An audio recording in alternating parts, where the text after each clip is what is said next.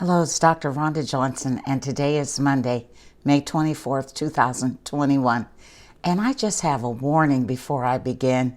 My message today, folks, is an update on coronavirus infection, COVID-19 infection, and erectile dysfunction in men.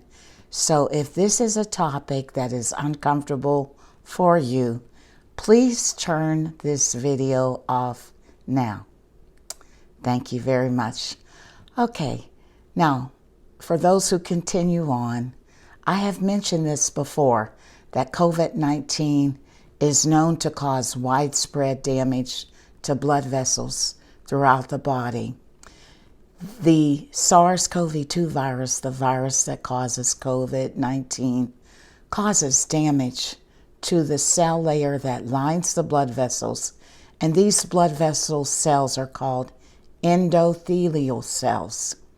Now, these endothelial cells contain two components that the SARS-CoV-2 virus needs to infect cells.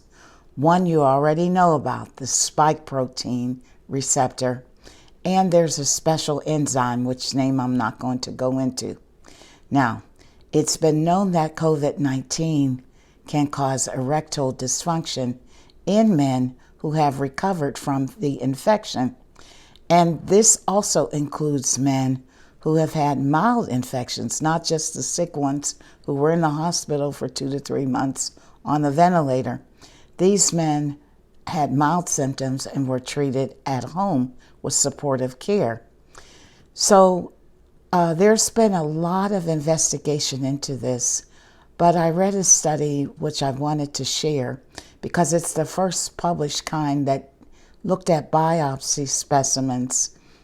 Okay, so there's a major medical institution in the United States that did biopsies, penis biopsies, and they saw on biopsy specimen that COVID-19 damage to the penis can occur, microscopically long after the infection is gone. So what they did was they analyzed penile tissue, that's a specimen from the penis biopsy, from men who had recovered from COVID and who had erectile dysfunction afterwards. Now, it was just a small study. It was a study of 4 men, and these men were scheduled for penile prosthetic surgery for their erectile dysfunction.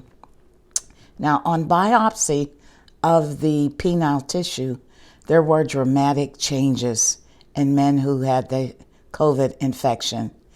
And they saw viral particles in the penile tissue. This is, of course, on tissue staining and things that they do when they look at routine biopsy specimens. So the researchers concluded that damage to these endothelial blood vessels in the penile tissue could be the cause of post-COVID-19 erectile dysfunction, because they saw extensive damage to the blood vessels of the penis. Now, these results are not meant to be definitive regarding the effects of COVID-19 on male sexual dysfunction, but it did show widespread damage to the penis on biopsy, and clearly further investigation and research will be needed.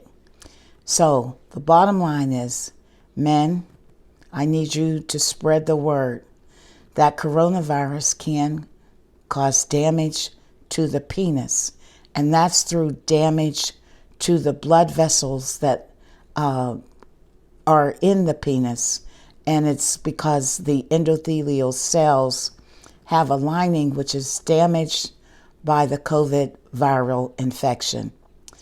So if you want to protect yourself, this is one more reason why men, you should get the COVID vaccine. If maintenance of your ability to have sexual function is important to you, you know these vaccines are highly safe. They're highly effective against preventing COVID infection, and that means they're highly effective against preventing COVID from damaging the blood vessels, not only in your penis, but in your heart, your lungs, and other organs.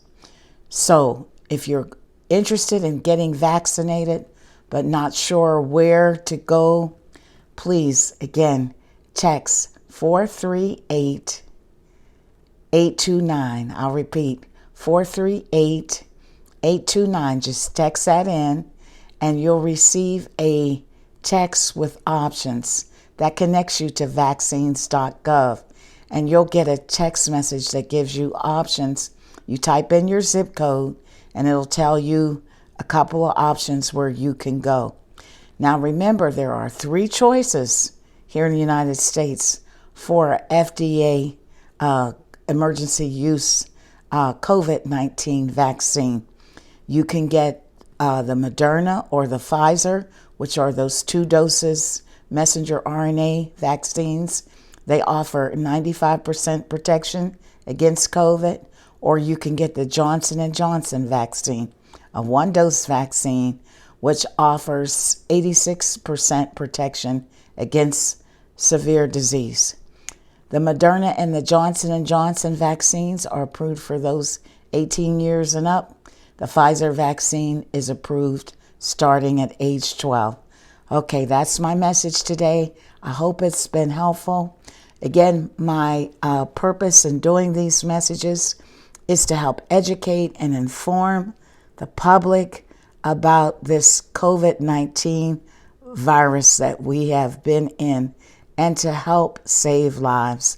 And remember, the best COVID infection is the one that never happens. My views are my own, and as always, stay blessed and have a wonderful day.